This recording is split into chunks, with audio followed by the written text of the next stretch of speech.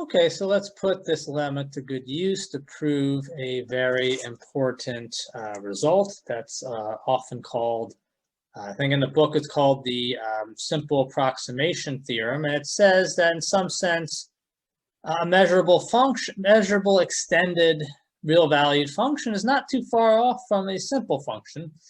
So let's say E is measurable.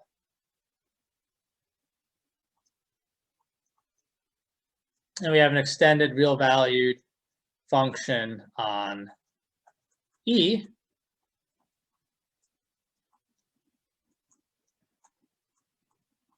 This is measurable if and only if there exists simple functions defined on E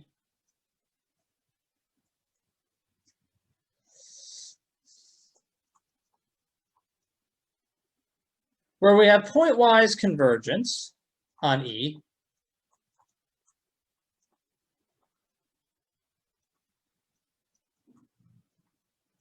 what do I mean by that? Well, just the usual 511 convergence. As n goes to infinity,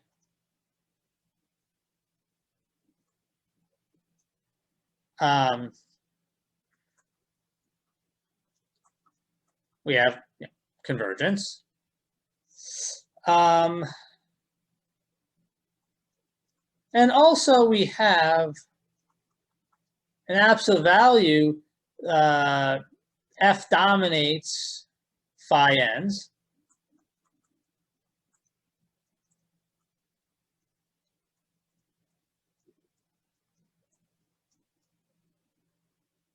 In the sense that, well, in this sense here, right? I should emphasize that even though f could be plus or minus infinity, this is a real number, right? All right.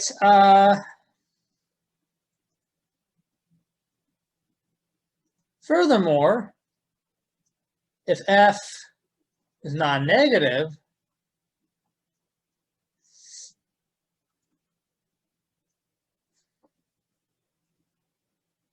so, right, so if f is non-negative, and in particular, if f is measurable,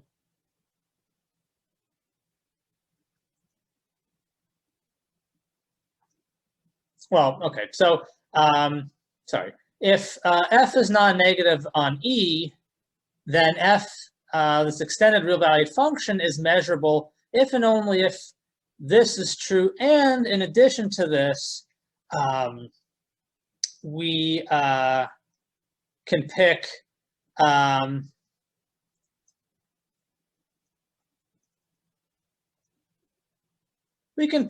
each one of these bigger or equal to 0 on E,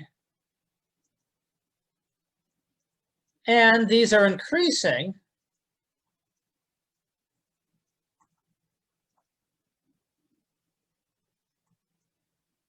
in n, with the obvious standard meaning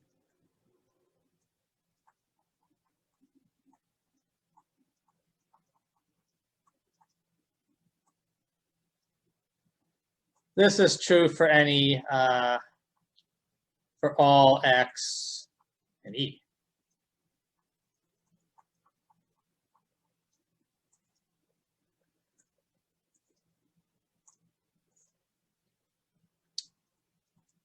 All right, so really we proved 1/2, and that's kind of the nothing really not much to say there.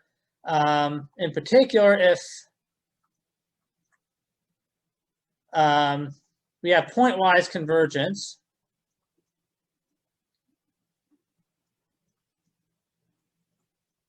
and because each simple function is measurable, that means f is measurable. Pointwise, almost everywhere, convergence, pointwise, almost everywhere, limits of measurable functions is measurable. Okay, so we need to converse.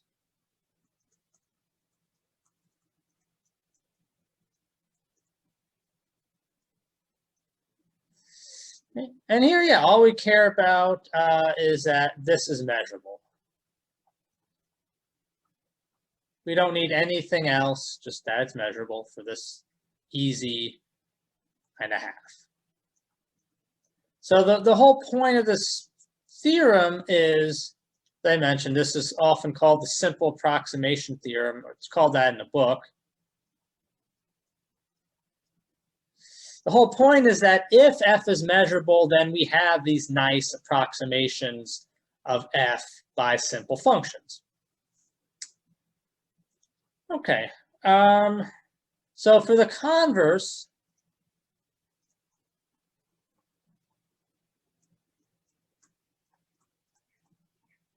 so assume we proved, well, this part of the theorem for non-negative functions. Right? So if that's true, then in general, we can prove the statement here that if f is measurable, then there exist these simple functions converging pointwise to f, where absolute value phi n of x is less than or equal to absolute value of f of x. Right? That's a big assumption, but let's assume that. And yeah, I claim now that if we can do this, then we're basically done. So if this is so, we'll do kind of the obvious thing, write my function as its positive part and its negative part, where both of these are measurable non-negative extended real valued functions. Either one of these could be plus infinity.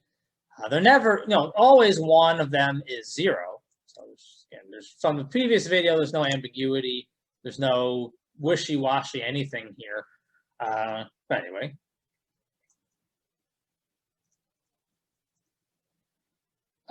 Pick non-negative and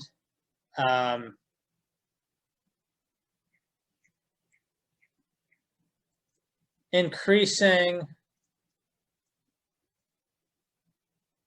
functions in n, let's say phi n plus. So 2 of them respectively.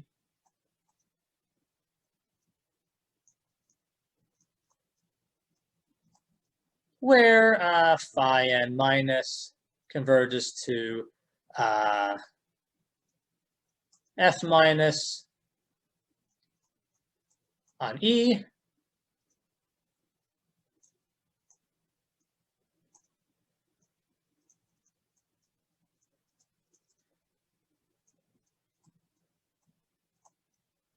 And same thing for the pluses.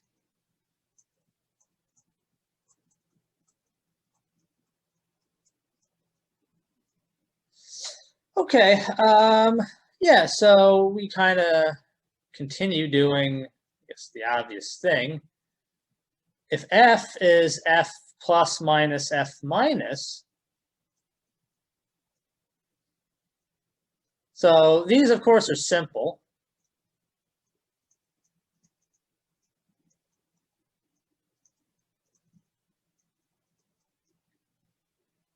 So set this here to be phi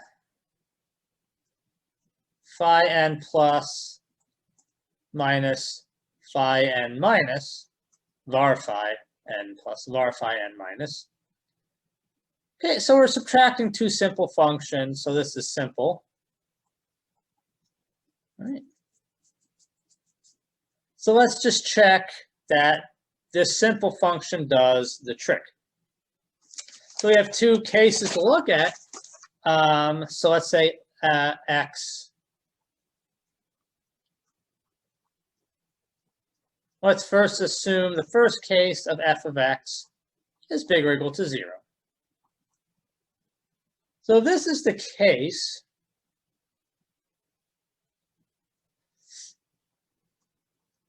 well, each one of these,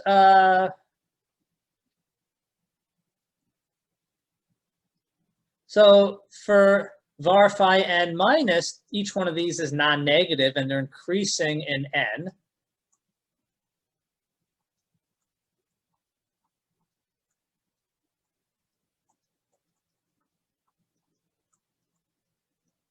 So f minus is the pointwise limit of this increasing sequence of real numbers.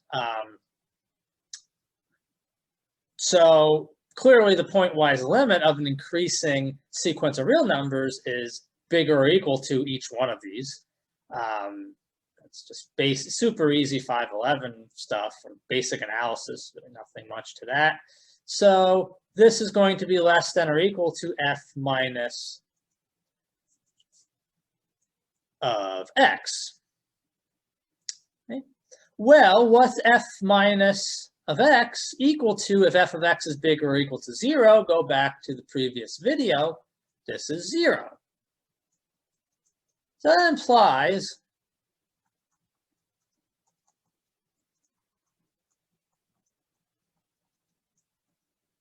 that for each n, this is 0.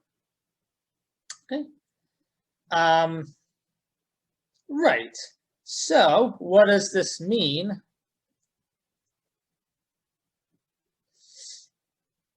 Well, this means that phi n of x is going to be phi n plus of x, which converges to f plus of x,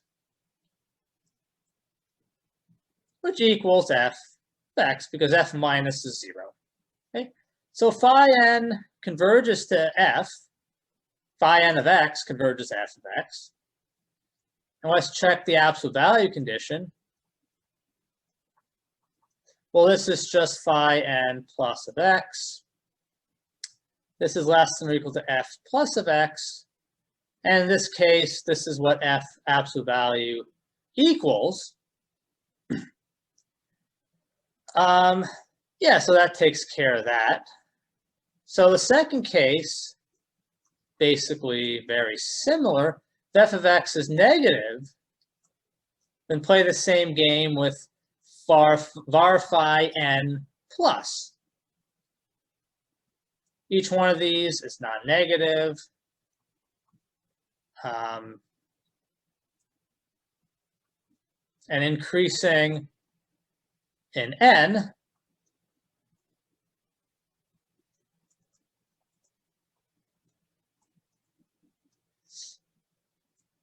And since they're increasing in n and converge to f plus, each one of these is less than or equal to the limit, f plus. And if f of x is negative, this is also 0. And go to the previous video. So that clearly gives me that each one of these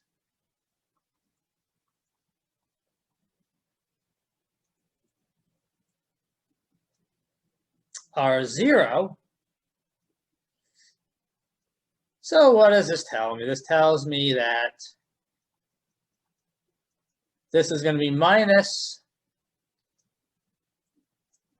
because each one of these is 0, this is going to be minus var phi n minus of x. That converges to pointwise to minus f minus of x, which equals f of x. So we have pointwise convergence to f of x, and basically same thing. Because of this, this is going to be equal to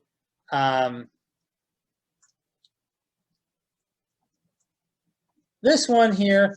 Remember, this is this is non-negative.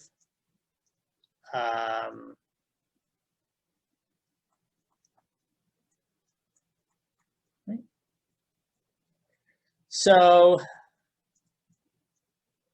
right. So this is less than or equal to 0. Absolute value makes it we'll stick a minus sign in front of it to make it bigger or equal to 0. So this is going to be less than or equal to f minus of x, which is exactly what absolute value of, rather, f of x is. Right, so I actually didn't prove it, but based on the previous video's definitions, you should check that if f of x is f plus of x minus f minus of x, very easy by definition, basically, then absolute value of f of x is f plus of x plus f minus of x. Remembering both of these are non-negative, right? All right, so that proves it. So we just need to prove, we need to prove it for non-negative functions. We need to prove basically that this is true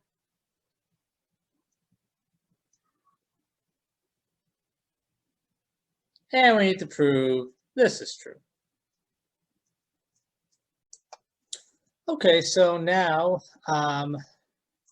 we can assume, thanks to what we just did, that f of x is non-negative on E, and of course f is measurable.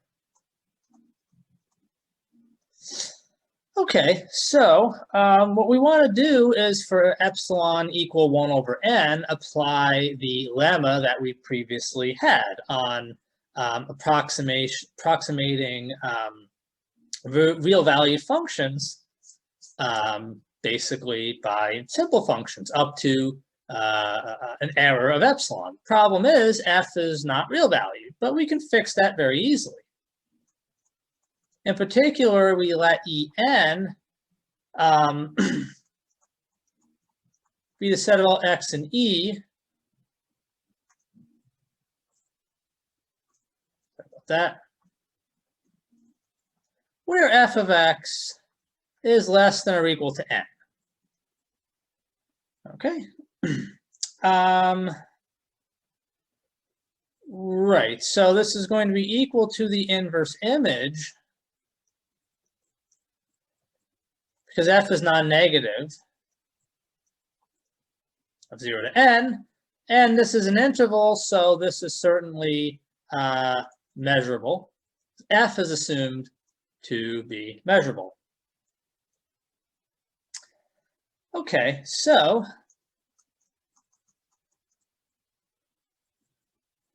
right.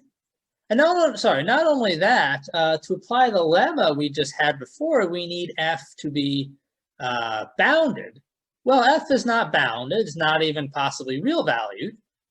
It might spit out plus or minus infinity, but f restricted to En is bounded. It's bounded by n. It's bounded between 0 and n. And it's measurable because En is measurable, and f is assumed to be measurable on E. Okay, so what does that mean? So we can pick according to the lemma with epsilon being 1 over n, and instead of writing it as psi 1 over n var phi 1 over n, we're just going to do psi n var phi n. So pick simple functions, and this is not quite exactly what I need for my simple function, so I'm putting a tilde here. Without the tilde, well, let's just write this. explain in a moment what I'm doing. Okay, so by the lemma,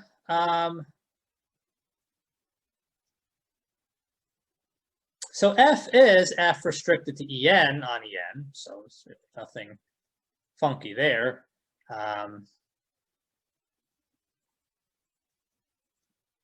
Right. And yeah, so we're doing a top, an error of epsilon is 1 over n.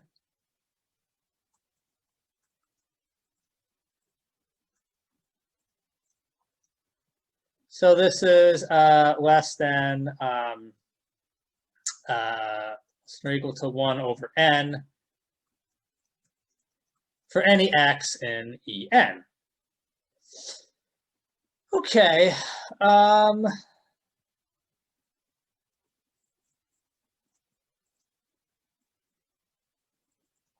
So define phi tilde n of x to be equal to n on E take away En. So what does this mean? This means that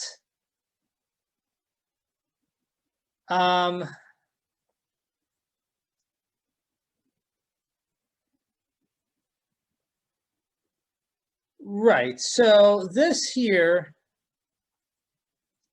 is going to certainly be a simple function. So phi n of x, 1 second.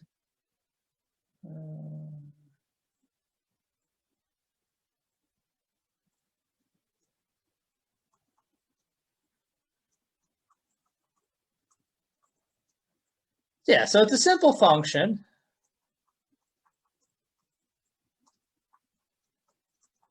Well, it either takes on the finite values of my original phi n tilde, or it takes on little n. So it has finite range, or the image rather is finite. And it's certainly measurable.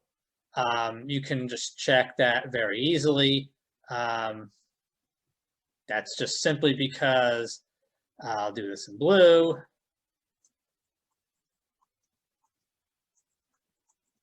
Well, both of these are measurable. Phi tilde n restricted to E take away En is going to be n times. Now this is my original. This here is just my original phi tilde n. That's measurable. It's a simple function. Well, I should say measurable because it's a simple function. And this here is exactly E take away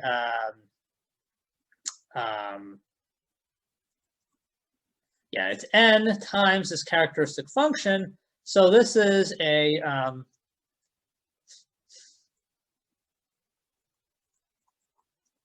well, this is certainly, it's a simple function. It's a characteristic function. En is measurable, E is measurable, E take away En is measurable.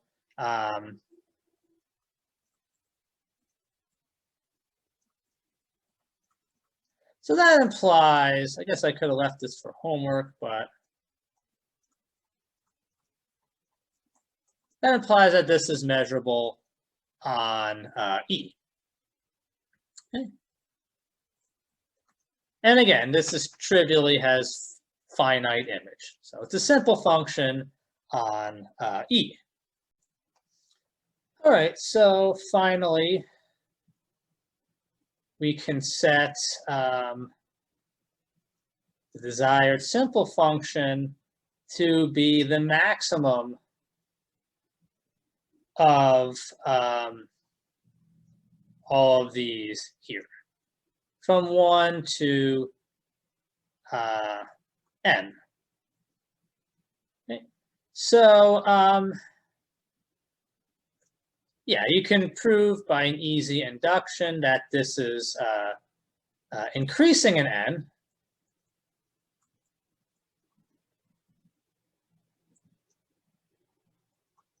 Okay.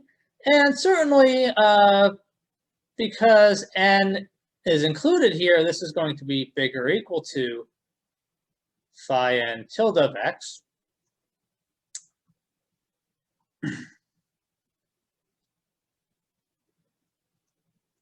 And because it's the maximum of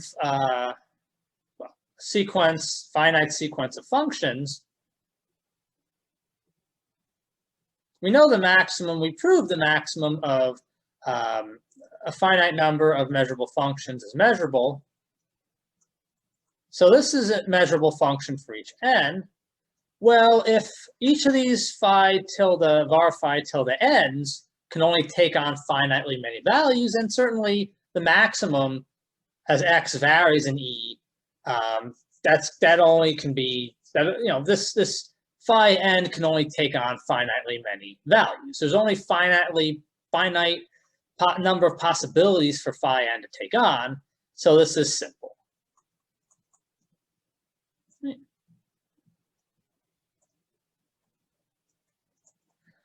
Okay, so let's finish up. I claim that for all x and E, that we have phi n of x converges to f of x.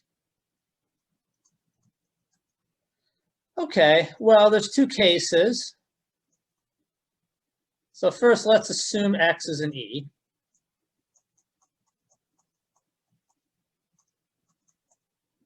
So the first case is f of x is finite.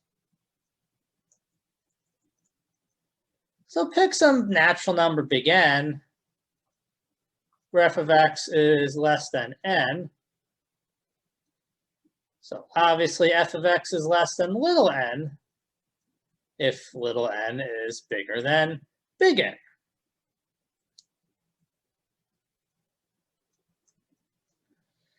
Okay, so what does this mean? Well, that means x is in En.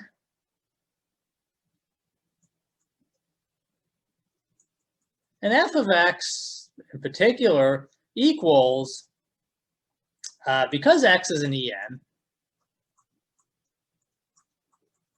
f restricted to En, yeah, f of x with x plugged in. This is true for all n. Bigger or equal to is fine too, but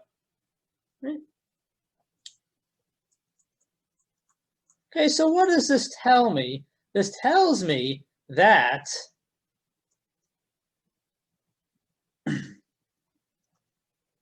well, right, so this tells me that in particular, we know that this is true.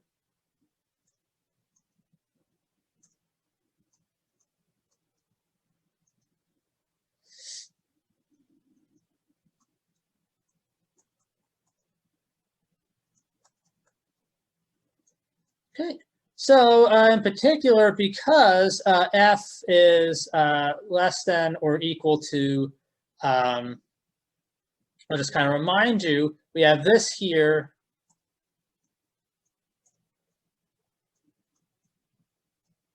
And we also have that f is sandwiched between these two.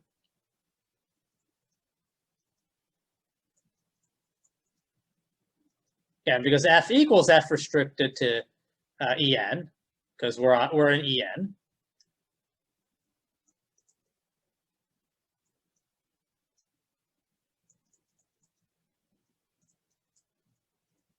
Well, this means that, in particular, 0 is less than or equal to phi n tilde of x minus f of x. or rather, sorry, the opposite is true. You don't want that.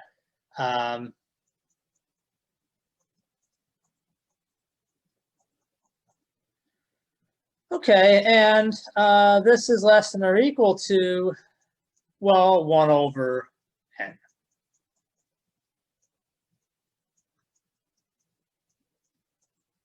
Okay.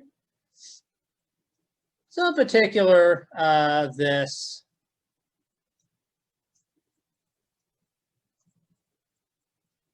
is true, right?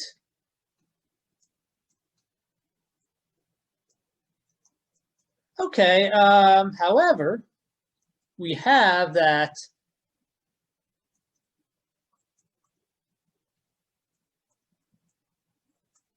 by the way we pick this, phi tilde k of x is less than or equal to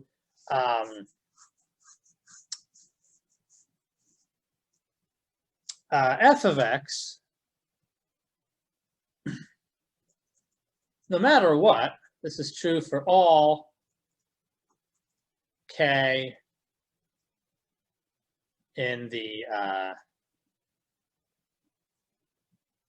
natural numbers, just from here. Okay. Certainly true still if f of x is plus infinity, because it's not negative. So this is true for all k. So that means, in particular, that phi n of x is going to be the maximum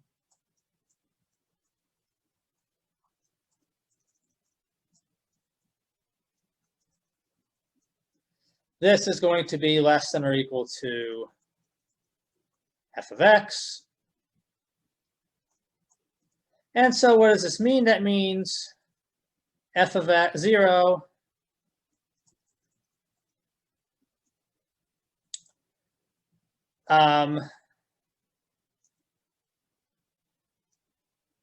right. This is true. This is less than or equal to f of x minus phi n tilde of x, because phi n tilde of x is bigger or equal to just what we had here. It's bigger or equal to phi n tilde. Yeah, so phi n of x is bigger or equal to phi n tilde of x. And, well, we just had that this is less than or equal to 1 over n.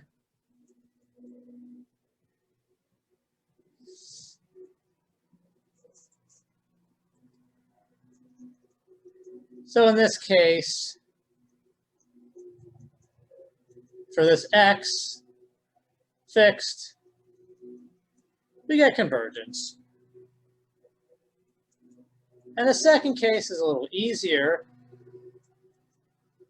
So if f of x is plus infinity, well, obviously x is an e take away en. F of x is an en precisely when f of x is less than or equal to n. So f of x is not in any of the ens. Right. So what does this mean? This means that, well, you can check just trivially that both of these are equal. Well, phi n tilde of x is just n in this case. That's how we defined it. So it's just equal to n. That's obviously less than infinity.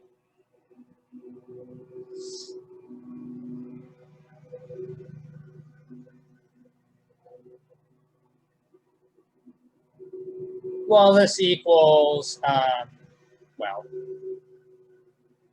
infinity.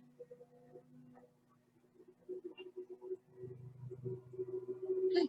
And that finishes up the proof. So next up is going to be Egorov's theorem, which is actually not too difficult of a proof, but is extremely useful. And yeah, it's going to be part of what's kind of called Littlewood's three principles.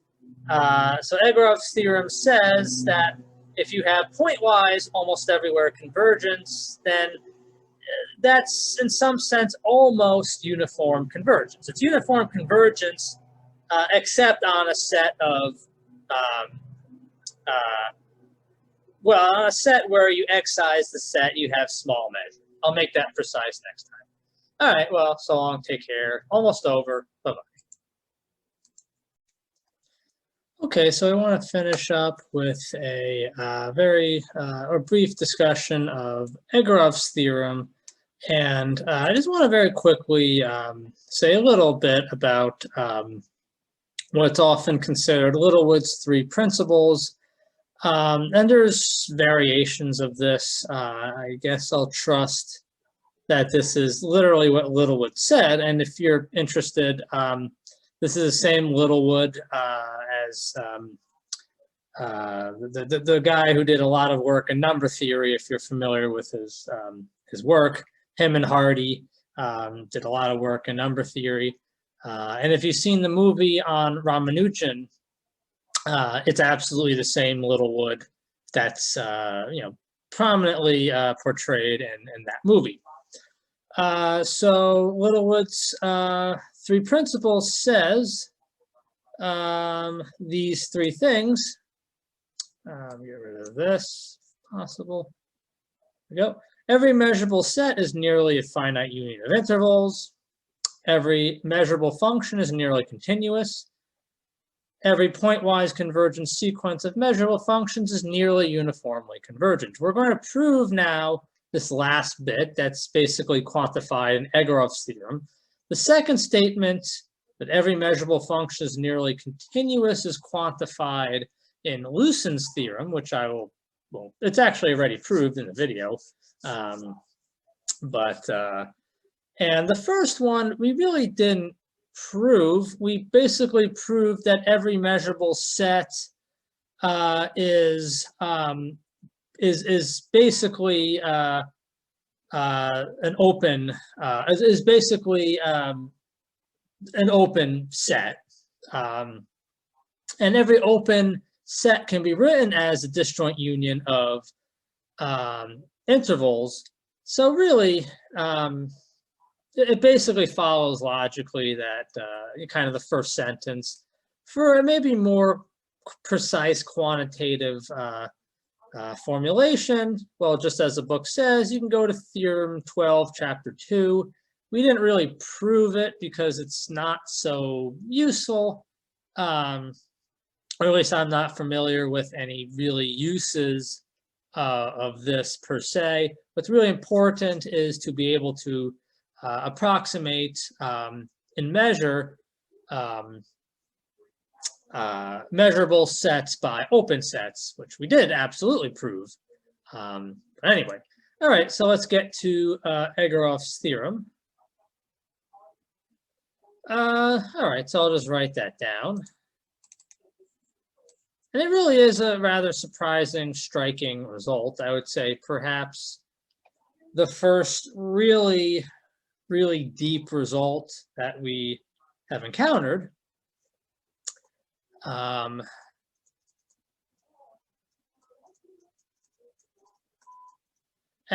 I don't know if anyone would know. I don't know why, or some people put a V here for Egorov. Some people put two Fs. I don't know what's the difference, to be honest, but I'll follow the book and put two Fs. Perhaps I should ask Professor Goldfarb or Stessen why. But anyway. And the beauty of this result here is that it's actually pretty easy to prove. We've done a lot of the hard work. All right, so let's say, and I'll say it just like it's stated in the book.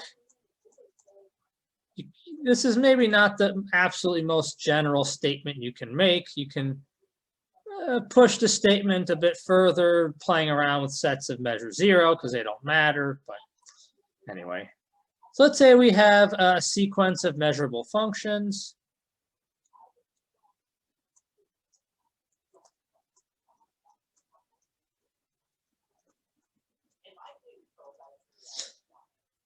Let's say it converges pointwise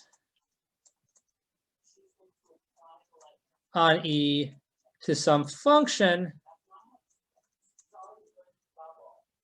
E to R. And crucially, let's assume E has finite measure. This does not necessarily hold if E has infinite measure. So for any epsilon bigger than 0, there exists closed. Often we don't really care that this is closed, but I'll explain why we might be interested in that. Right, with E take away F less than epsilon. Well, this is not much. We know we can always do this, but surprisingly, Fn converges to F uniformly on F. Okay.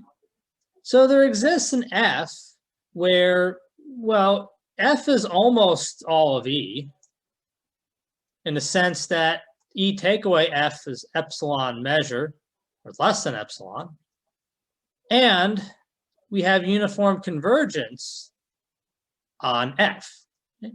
So that's a very strong way of quantifying that every pointwise convergent sequence of measurable functions is almost uniformly convergent, as long as, well, E has finite measure. Okay, so I need a lemma, and I'm going to basically iterate this lemma. So under the above assumptions,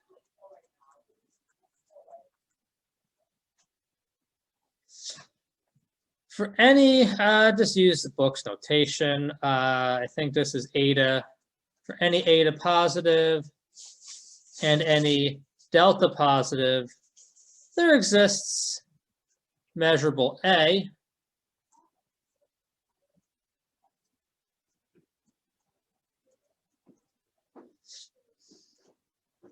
And an N, depending on both eta and delta, where the measure of E take away A less than delta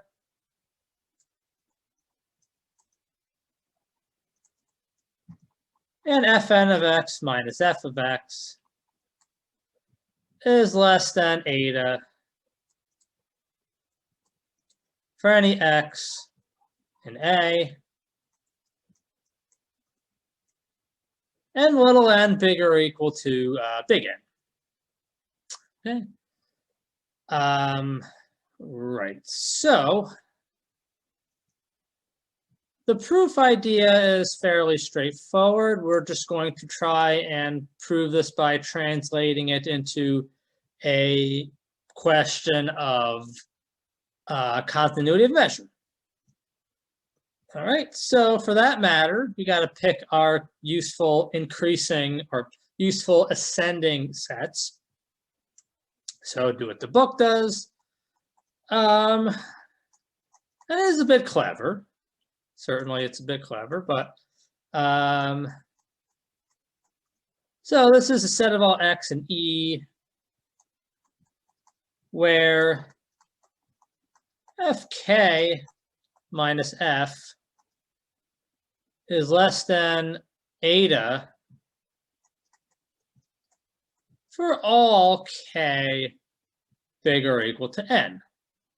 I claim this is measurable because this is going to be equal to, just see this very easily. This is the intersection k bigger or equal to big N of all x and E, or rather, just the inverse image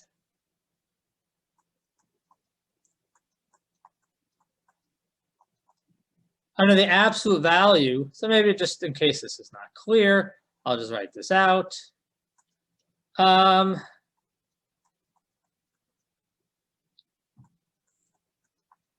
Yeah, it's just all x and E, where fk of x minus f of x is less than eta. And this here is just an inverse image, which we know is a measurable set. So absolute value is a continuous function. So absolute value fk minus f. Well, fk minus f are measurable, real valued, no issues there. So the absolute value is measurable. So it's the inverse image of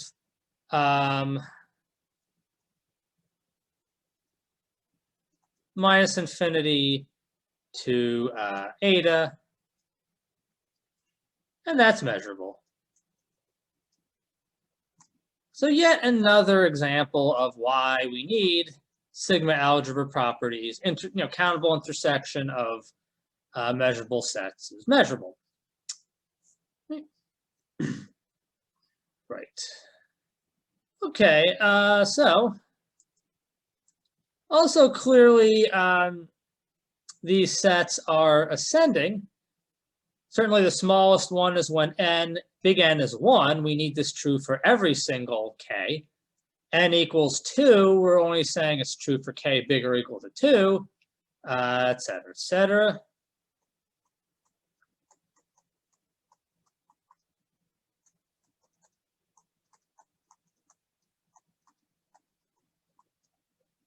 Okay, so I claim that E is the union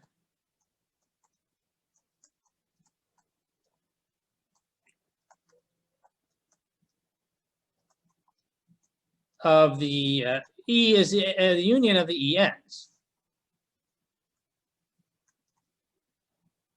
Well, one direction is absolutely trivial. Each EN is a subset of E.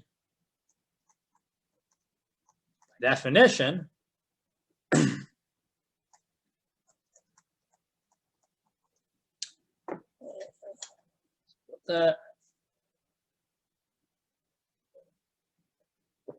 Throat's getting a little dry, so I need a little tea.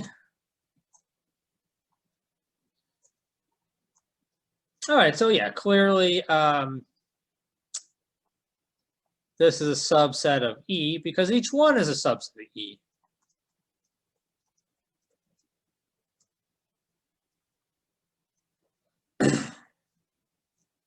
Okay, well, if X is an E,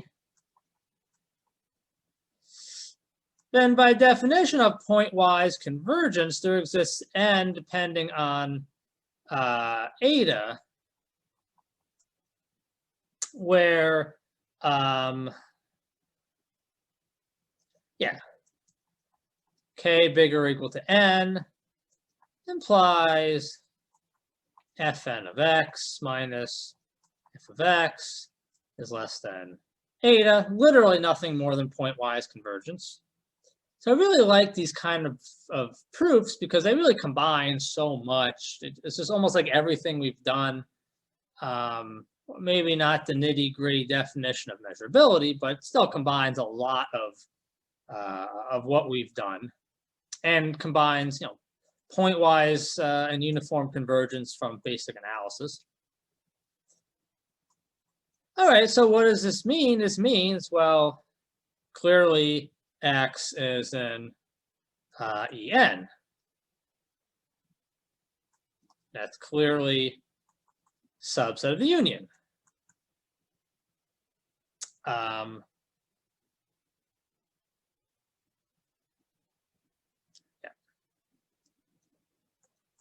And so that says E is union N equals 1 to infinity. Okay. All right, so we're basically done. The continuity of measure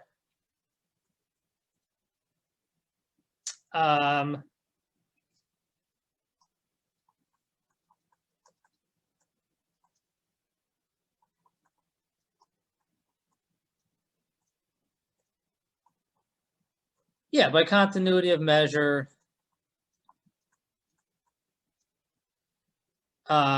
E, sorry, shouldn't use continuity of measure just yet.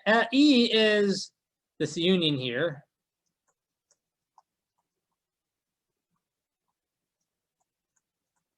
And because the ENs are ascending, this is going to be the limit of the ENs.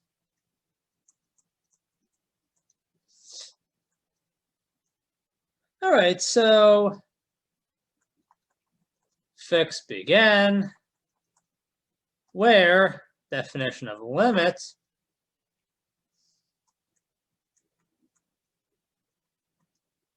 this is less than epsilon. Move this over a bit.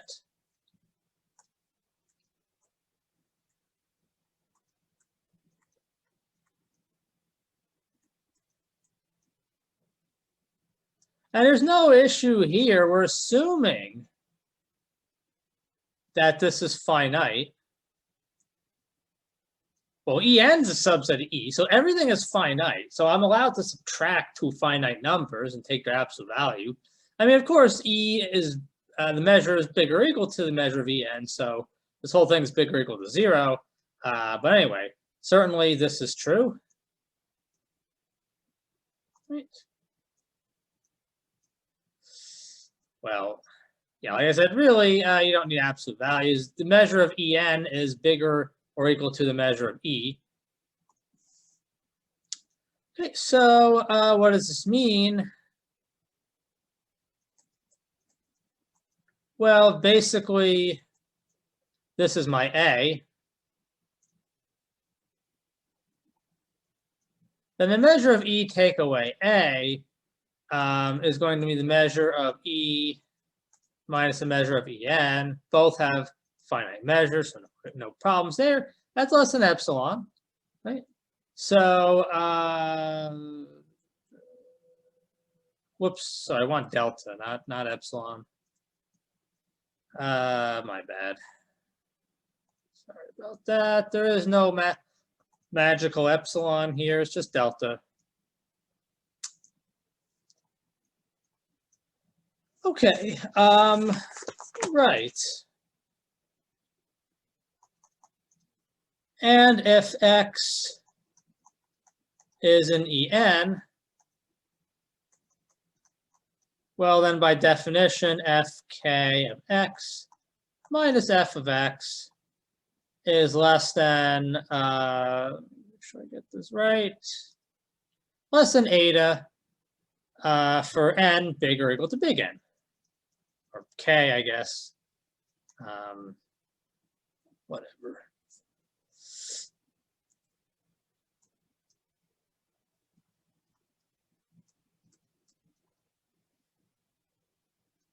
I mean, K, N doesn't matter. And that proves it. So again, just a good, tricky reformulation or good tricky use of continuity of measures. The kind of tricky part is figuring out what to set your ENs to be. Yeah, right. And again, remember this is what my A is. All right, so let's prove Egorov's theorem.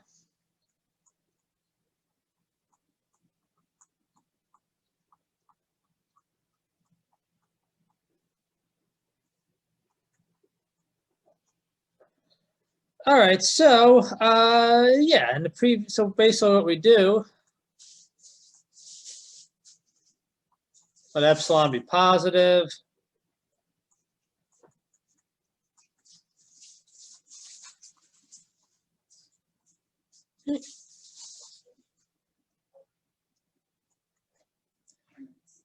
So in the previous lemma,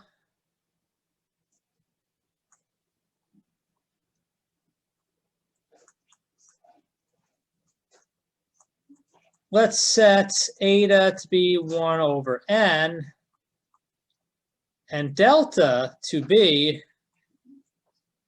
epsilon over 2 to the n plus 1. The logic being we want to do kind of a summation and get epsilon back. Right. All right, so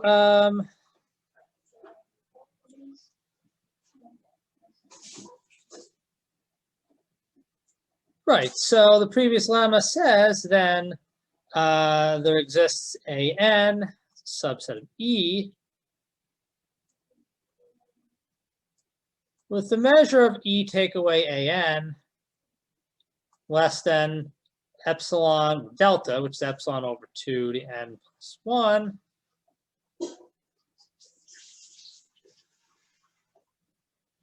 And n, depending on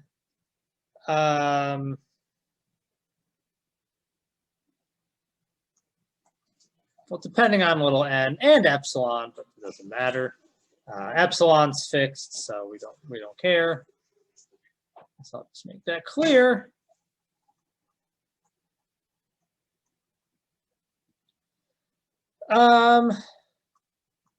Where this is true,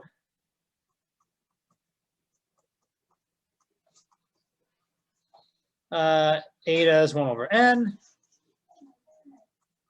K is bigger or equal to n. And x is in an. Fit that in one line. Sorry about that.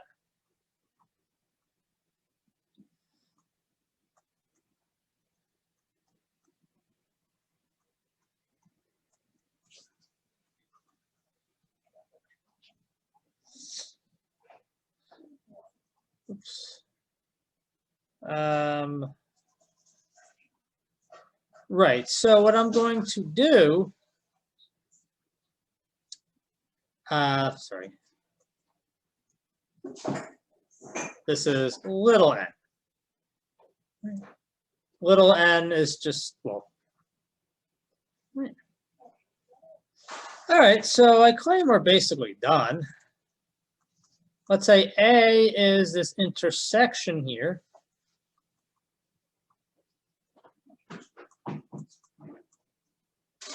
So a little bit of playing around with basic set theory tells us that, well, this is going to be nice and small. Why? Well, it's E take away the intersection, which is just a union. Now we have no idea if these are disjoint or not. That's okay. Sorry. And this is going to be the union of E take away n.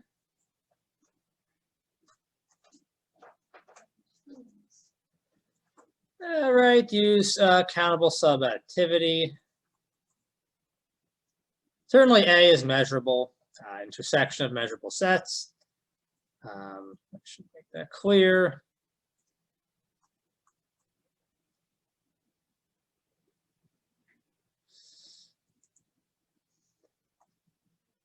All right, this is the measure of E take away an. Sorry, it's an n.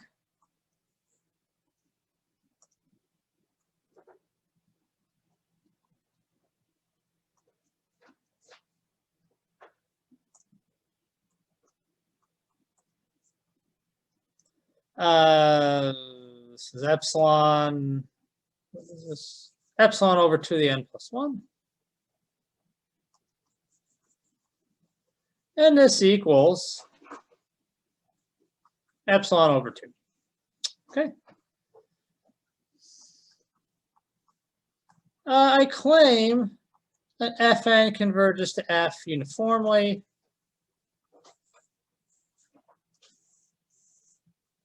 on A. Well, why is this true? Well, let's say we have some small epsilon tilde, epsilon prime, doesn't matter, right?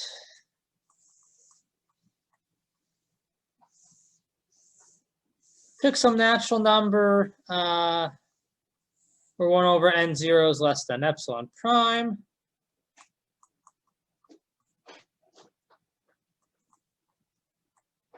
Well, A is a subset of A naught.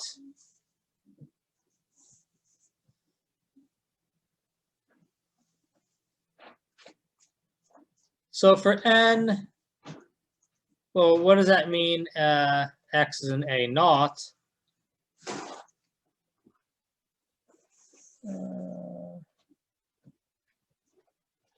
Well, it means that this is true for k bigger or equal to big N. Well, N, K, doesn't matter. K.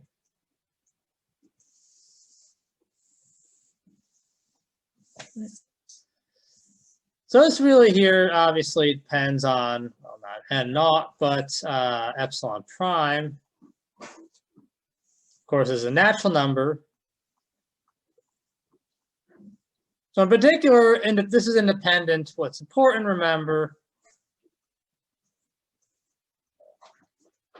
this is independent of X. That's the whole idea of uniform convergence. It does depend on epsilon, but we're just fixing epsilon, so that the measure of E take away A is less than epsilon over 2. Yeah, so we have Fk of X by definition of a N naught.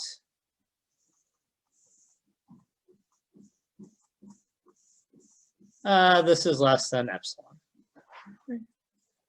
So that takes care of that. We have uniform convergence, sorry, epsilon prime.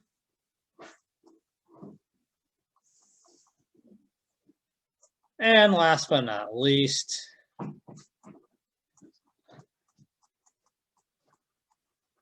pick big F closed, where the measure of A take away F less than epsilon over 2. So what do we have? Just drawing an easy picture. We have E, A, F. So measure of E take away F. It's pretty clearly the measure of, well, E take away F is E take away A, which is just this part here,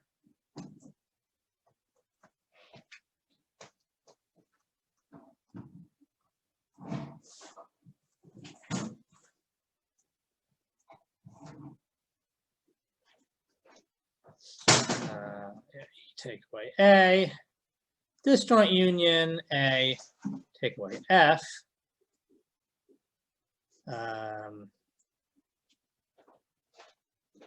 Which is just this part here. I'll do blue.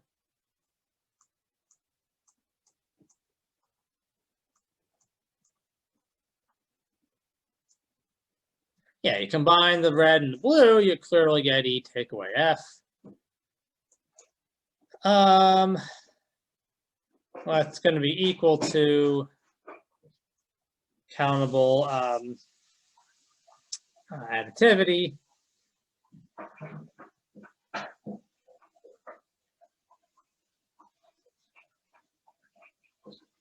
Well, these two, and both of them are less than epsilon over 2. Yeah, so like I said, it's not a really difficult proof. Really, the depth was continuity of measure. That took, quite a while to really build up to. So, but yet a striking, my opinion, result. All right, well, that's it for this video.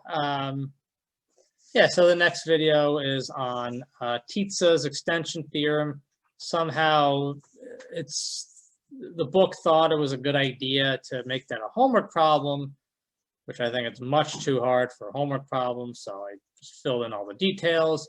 And from Tietze's theorem, Lucen's theorem. And then after Lucen's theorem, just the Riemann integral and Lebesgue integration. Okay? But for the purposes of this course, this will be the last video. You're, of course, welcome to look at anything else that you want. I'll put everything else on the playlist. But all right, so long. Take care. Bye-bye.